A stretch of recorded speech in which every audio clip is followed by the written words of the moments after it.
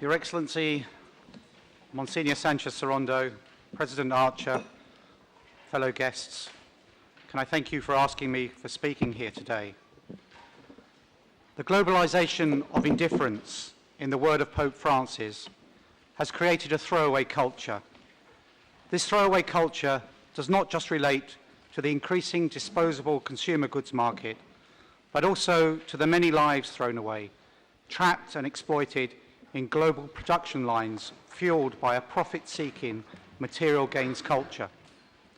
Within the United Kingdom, the government has conservatively estimated there are 13,000 people in conditions of modern slavery. This includes men, women, and boys. And by example, a child at the age of 7 was kept in a London household who was taken from her mother to work from 6 in the morning till 11 at night on the promise of a better life. The media nicknamed her the Romanian Cinderella, but her suffering and misery lasted for almost 2 years before anybody took any notice. Today, slavery is rarely ideological.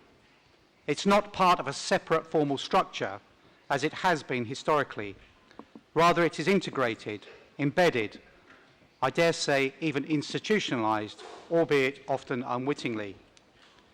It is a cog in our economic machine, manifesting itself in a hidden underworld, but interacting with the legitimate economy and intrinsically linked to global supply chains, shifting political landscapes, and human development. Victims endure experiences that are horrifying in their inhumanity. But modern slavery also has a wider negative implications for human development. It results in a huge loss of remittances to developing countries because remittance flows are taken from victims who are forced to pay off debts which become profits for the criminals. And there is the impact on the families and communities left behind. Victims cannot care for their children or the elderly. Many are young, so modern slavery robs communities of those that could economically contribute most to local development. Modern slavery is an economic problem, as many victims are seeking to escape poverty and are lured into trafficking and slavery by the false promise of economic gain. It is a health problem, as trafficked women and children are most at risk of HIV infection. It is a gender problem, as unequal power relations reinforce women's secondary status in society. And of course, it is a legal problem, as victims are stripped of their human rights and traffickers are too often acting with impunity. As judges, you are in a position to understand and use the law in order to help restore the justice the victims and their families deserve. First of all, however, you need to have the necessary legal instruments to help you. And thankfully, in the United Kingdom, we have the Modern Slavery Act, a landmark piece of legislation that you will hear more about during my speech and from my colleagues here today. This inclusive legislation has once again placed the United Kingdom centre stage in the anti-slavery efforts. The 2016 Global Slavery Index, published earlier this week, calls for all countries to implement legislation that is equally robust. But as Professor McEldowney has said, it is just the beginning. And while seeking domestic and international change might seem like an enormous task, if the political will is there, change can happen quickly. At the end of 2013, an in-depth report by the Centre for Social Justice, a think tank in the United Kingdom, was published highlighting the gravity of the problem of slavery in contemporary United Kingdom society. Less than 2 years later, the Modern Slavery Act was passed, and I'm delighted that Baroness Butler-Sloss, who played a crucial part in the development of that act to ensure that it was searching and challenging, is here to speak today. But it is important to focus on practical solutions, on what we can do, however big or small, rather than lament and remain aghast at the stories of tragedy and the enormity of the issue. These stories, no matter how horrific, must motivate us, and they must not hold us back.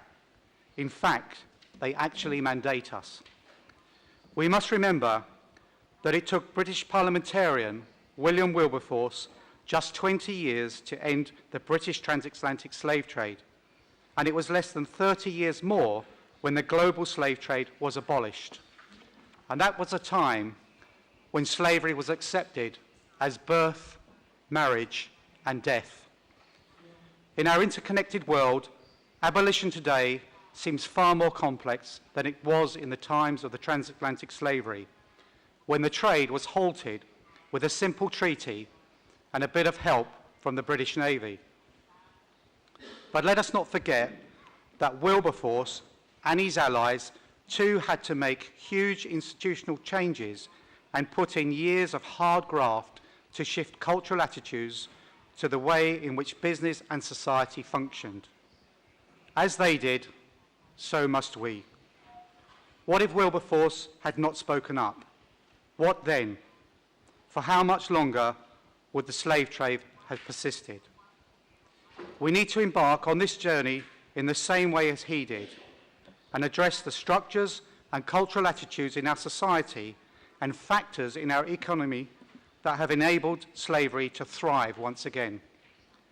Here in this room, we have some incredibly valuable, well-respected voices that have the power to create change and ignite change in others. Judges play a key role, not only through interpreting and understanding the law and discerning judgments of the complexities of individual cases, but also through speaking up, instigating change, and informing policy. I see the role of judges as twofold. The first involves understanding the nature of human trafficking and how the trauma victims have experienced may influence their behaviour in courts and their interaction with statutory authorities, and working to ensure that this does not unfairly limit a victim's ability to have access to justice. For example, a traffic victim may give delayed complaints, even return to an abusive employer, and may not have fled when it may have been seemingly possible to have done so. At the face of it, such actions could appear to reduce the credibility of a case. However, this is in fact further indications of the control the trafficker would have over the victim. It is vital that the judiciary understand these nuances if a voice and justice is going to be given to the victims of modern slavery. Another similar instance could be where careful judgments need to be made when victims may have committed a crime as a result of being trafficked. Understanding the nuances of such cases could help identify victims who are in a courtroom when they're there for committing a crime which they have done so under duress. To prevent victims who may have ended up before the courts, the United Kingdom Modern Slavery Act has introduced a statutory role for victims of modern slavery, so they can now be confident that they will not stand before the criminal justice system as offenders. Training and awareness among the judiciary around the peculiarities of modern slavery crime can go a long way to restoring the lives of those who have once been enslaved. And the second priority for judges that I see is around policy and legislation. The input of judges and prosecutors in the drafting of the Modern Slavery Act was absolutely crucial. It was a judge and prosecutors that were able to ensure that the creation of prevention and risk orders became a key tenet of the Modern Slavery Act, which gives the courts the powers they need to prevent the harm caused by modern slavery offences. The prevention orders restrict the activities of individuals who have been convicted of modern slavery offences.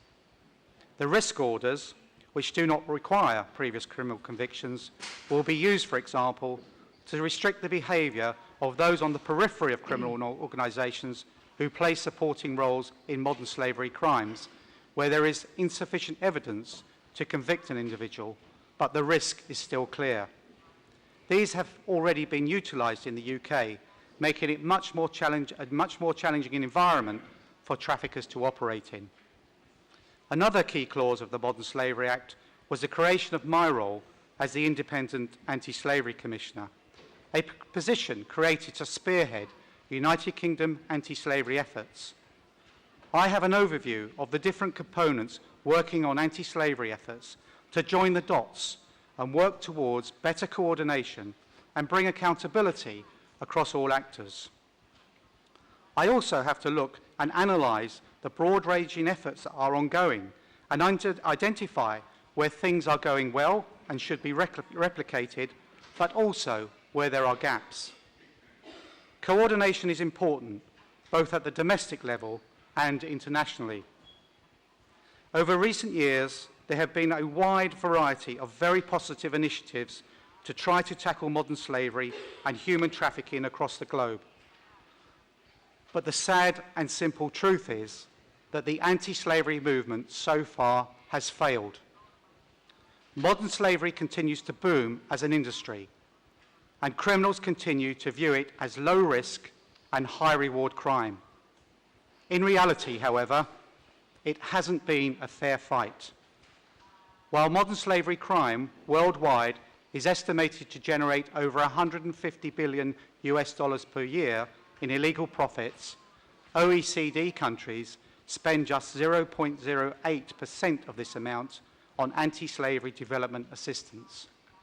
Furthermore, only around 0.2% of slavery cases are investigated and prosecuted annually. All of you here will agree with me, this needs to change. The first step is for modern slavery to be treated with the gravity it deserves. Slavery, the untold suffering of millions and millions of people across the globe, is a multi-billion-dollar criminal industry. And it is increasingly the trade of choice for international crime groups and terrorist organisations such as ISIS and Boko Haram, who use it to fund their activities. Yet modern slavery's connectivity with wider global ills is often ignored. It deserves to be debated alongside counter-terrorism and other priority national and international threats, and needs the national and international resources to match the gravity of the crime. We need the additional resources, but we also need to be more strategic in how we allocate resources. At present, each silo within the multilateral system has its own focus, often overlapping, but rarely talking to one another. With Sustainable Development Goal 8.7, now dedicated to eradicating modern slavery, calling all governments and indeed businesses to arms, we now have a real opportunity to drive a coordinated global effort. Ultimately, however, more work needs to be done on preventing modern slavery crime from happening in the first place. This means working closely with the private sector to end demand, whether witting or unwitting, for slave labour, and crucially working much more thoughtfully to tackle slavery at its root and to change and challenge the conditions that allow slavery to persist. The transparency and supply chain element of the United Kingdom Modern Slavery Act requires big companies operating in the United Kingdom to report annually on how they are ensuring their business and supply chains is free from modern slavery anywhere in the world. And this is about bringing cultural change so that we respect workers everywhere. And we must commend companies that find slavery and exploitation in their supply chains and then put measures to prevent it. This legislation is not aimed at being punitive, but is about changing the culture of the business sector. But destination countries need to be much smarter at identifying exact regions where victims have been trafficked from, and then work in collaboration with those countries to tackle and stop that from happening.